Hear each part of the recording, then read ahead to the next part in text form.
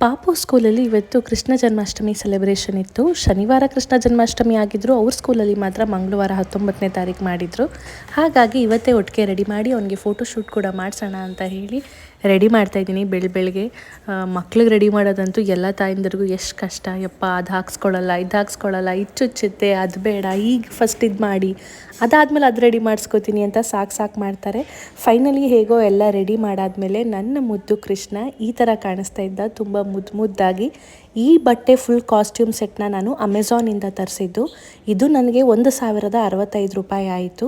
4ರಿಂದ 5 ವರ್ಷದ ಸೈಜ್ನ ನಾನು ಆರ್ಡರ್ ಮಾಡಿರೋದು. ಇದು ಪ್ರತಿ ವರ್ಷ ರೋಹನ್ಗೆ ಬೇರೆ ಬೇರೆ ವೇಷ ಥರ ಹಾಕ್ಸ್ತಾ ಇದ್ದೆ ಕೃಷ್ಣಂದೆ. ಈ ಸಲ ಈ ಥರ ಕಿರೀಟ ಇರೋದೆಲ್ಲ ಹಾಕ್ಸೋಣ ಅಂತ ಹೇಳಿ ಹಾಕ್ಸ್ದೆ. ತುಂಬ ಚೆನ್ನಾಗಿ ಕಾಣಿಸ್ತಿತ್ತು ಅದು. ಸ್ಕೂಲೆಲ್ಲ ಚೆನ್ನಾಗಿ ಡೆಕೋರೇಟ್ ಮಾಡಿದರು ಜನ್ಮಾಷ್ಟಮಿ ಸೆಲೆಬ್ರೇಷನ್ಗೆ. ಪಾಪುನ ಕರ್ಕೊಂಡೋಗಿ ಸ್ಕೂಲ್ಗೆ ಡ್ರಾಪ್ ಮಾಡಿಬಿಟ್ಟು ಬಂದಮೇಲೆ ಅವ್ರ ಸ್ಕೂಲಲ್ಲೂ ಈ ಥರ ಕೃಷ್ಣನ ಪೂಜೆ ಎಲ್ಲ ಮಾಡಿಸಿ ಸೆಲೆಬ್ರೇಷನ್ ಮಾಡಿಸಿದ್ರು.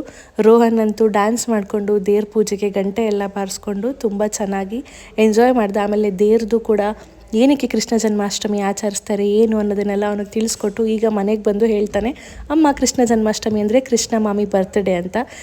ಸ್ಕೂಲ್ ಮುಗಿಸ್ಕೊಂಡು ಹಾಗೆ ಫೋಟೋ ಸ್ಟುಡಿಯೋ ಕರ್ಕೊಂಡೋಗಿ ಫೋಟೋಶೂಟ್ ಎಲ್ಲ ಮುಗಿಸ್ಕೊಂಡು ರೋಹನ್ನ ಮನೆಗೆ ಕರ್ಕೊಂಬಂದೆ. ಇದಾಗಿತ್ತು ನಮ್ಮ ಕೃಷ್ಣ ಜನ್ಮಾಷ್ಟಮಿ ಸೆಲೆಬ್ರೇಷನ್. ಇದೇ ಥರ ಮಿನಿ ವ್ಲಾಗ್ಲಾಗಿ ಸಬ್ಸ್ಕ್ರೈಬ್ ಮಾಡ್ಕೊಳ್ಳಿ.